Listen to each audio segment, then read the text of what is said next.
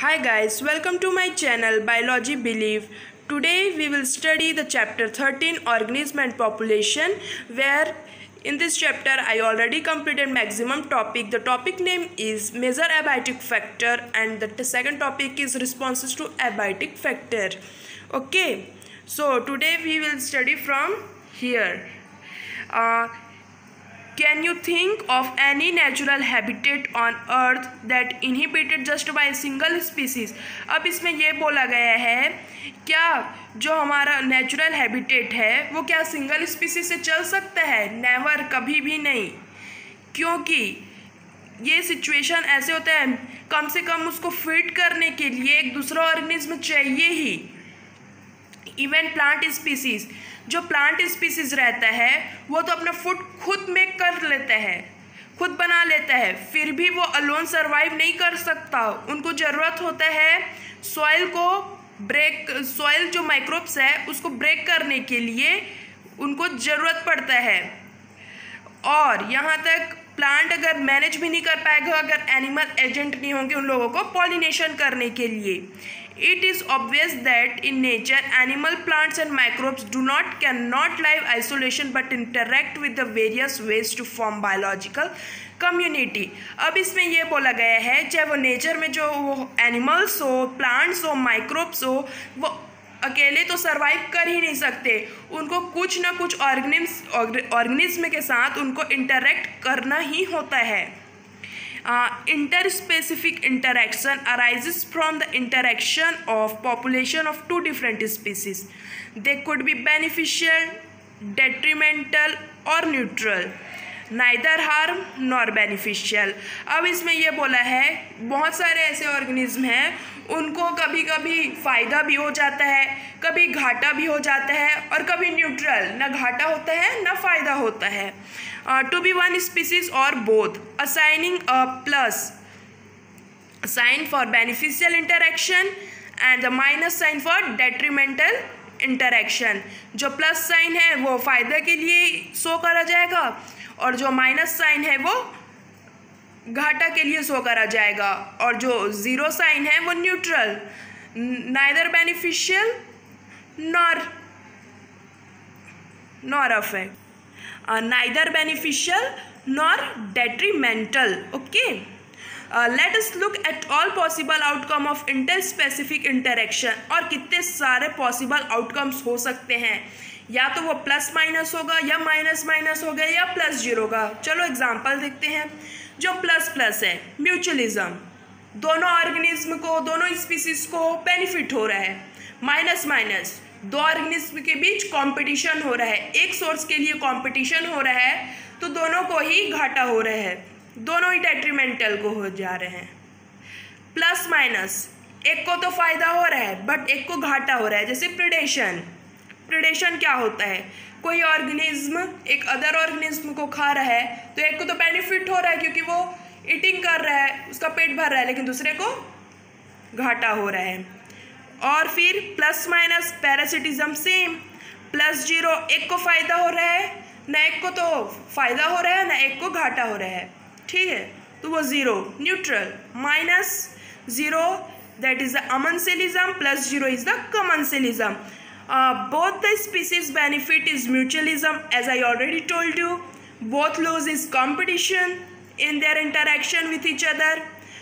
If the organisms are compete with each other for the one source, that is a competition because the both of the organism get affected by the competition. Okay, in both parasitism and predation only one species benefit and parasite and predator respectively.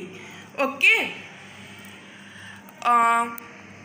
or as I already told you, commensalism has one plus sign, one zero sign because one get benefited, other get neither beneficial nor detrimental. means न तो फायदा होगा ना तो घाटा होगा, एक organism को और एक ऑर्गेनिज्म को फायदा होगा. वो एग्जांपल है कमेंसलिज्म. इसमें बहुत लोगों को कंफ्यूज होता है कि कमेंसलिज्म अमेंसलिज्म में. जो अमेंसलिज्म है उसमें एक को तो डेट्रीमेंटल मीन्स घाटा होगा और एक को ना तो घाटा होगा ना तो फायदा, neutral species. So guys, come into the predation. What would happen to all energy fixed by autotrophic organism if community has no animal to eat the plant? अगर ऐसा होता हमारे और इसमें कि कोई एनिमल्स नहीं होते हमारे प्लांट को ईट करने के लिए, तो क्या होता? प्लांट का जनसंख्या बढ़ जाता.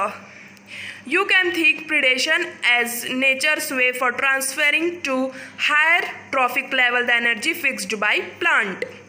When we think of predator and prey, most probably it is tiger and deer that readily come into our mind. अगर हम कभी भी बात करते हैं प्रीडेटर का, तो हाँ प्रीडेटर और प्रे का, तो हमारे दिमाग में आता है कि किसका? टाइगर और डियर का. कि टाइगर और डियर कि क्योंकि टाइगर डियर को खाता है. यही बस प्रीडेटर थोड़ी न है. अगर कुछ भी ऑर्गेनिज्म कोई भी एक पर्टिकुलर स्पीसीज को खा रहा है तो उसको घाटा हो रहा है. फॉर एग्जांपल जैसे बर्ड है, बर्ड कोई सीड को खा रहा है तो बर्ड को तो फ़ायदा हो गया, लेकिन सीड को तो घाटा हो रहा है. वैसे ही है, बस प्रीडेटर में टाइगर और डियर नहीं आएंगे. ये कन्फ्यूज़न को आप अपने दिमाग से निकाल दो. Okay. Although animals eating a plant and categorized separately as herbivorous, they absorb ecological content not very different from predator. As I already told you कि कोई भी बर्ड्स या हर्बीवोर अगर कोई भी प्लांट को खा रहा है तो वो भी प्रीडेटर का ही रोल कर रहा है. ये प्रीडेटर से बिल्कुल अलग नहीं है. Besides acting conduit energy transfer across trophic level, predator play other important role. देखिए अब इसमें ये बता रहे हैं कि प्रीडेटर्स अगर नहीं होते तो कितना घाटा हो सकता है. पहला है कि प्रे का जो संख्या है वो बढ़ जाता. ओके. और but for predator prey species could achieve very high population densities, cause ecosystem instability. And जैसे कि मैं आप लोगों को पहले ही बता चुकी हूँ, अगर प्रे का संख्या बढ़ जाता तो ये इकोलॉजिकल डिसबैलेंस हो जाता. When certain exotic species are introduced in a geographical area, their invasives start spreading fast because of invaded land does not have natural predators. और कुछ ऑर्गेनिज्म को एक्जॉटिक स्पीसीज को जो हमारे इसमें इंट्रोड्यूस किया गया वो बहुत ज़्यादा फास्ट क्यों बढ़े? क्योंकि उनको खाने के लिए कोई अदर प्रीडेटर्स नहीं था, इसलिए उन लोग का फास्ट स्प्रेडिंग होना स्टार्ट हो गया. The prickly pears cactus introduced into Australia in early 1920 caused havoc by spreading rapidly into millions of hectare rangeland. और जो एक कैक्टस था वो ऑस्ट्रेलिया में 1920 को इंट्रोड्यूस किया गया, लेकिन उसका स्प्रेडिंग मिलियंस ऑफ हेक्टर में बढ़ गया. उसको हटाना बहुत ही ज़्यादा मुश्किल हो गया था क्योंकि वहाँ पर उनका मीन्स खाने वाला कोई स्पीसीज ही नहीं था, प्रीडेटर्स नहीं थे. Finally, invasive cactus was brought under control only after the cactus feeding predator moth from its natural habitat was introduced into the country. और जो फाइनली जो कैक्टस को हटाया गया उसको कैक्टस फीडिंग प्रेडेटर्स को लाया गया, मॉथ द नेचुरल हैबिटेट. इसके कारण से जो कैक्टस का था वो फिर ख़त्म होते गया. Biological control method adopted in natural pest control and ability to predator to regulate prey population means इसी में रहते हैं कि प्रीडेटर्स अगर नहीं रहेंगे तो जो प्रे है वो इतना स्प्रेडिंग हो फास्ट हो जाएगा कि उनको हटाना हमारे लिए बहुत मुश्किल हो गया था. जिसमें ऑलरेडी एग्जांपल है कि जो कैक्टस है वो ऑस्ट्रेलिया में 1920 को इंट्रोड्यूस किया गया, वहाँ मिलियंस ऑफ हेक्टर्स में वो फैल गया, लेकिन फाइनली जब वो हटा, जब हम लोग कैक्टस फीडिंग उसको लाए इंसेक्ट को जिसका नाम है मॉथ. ठीक है.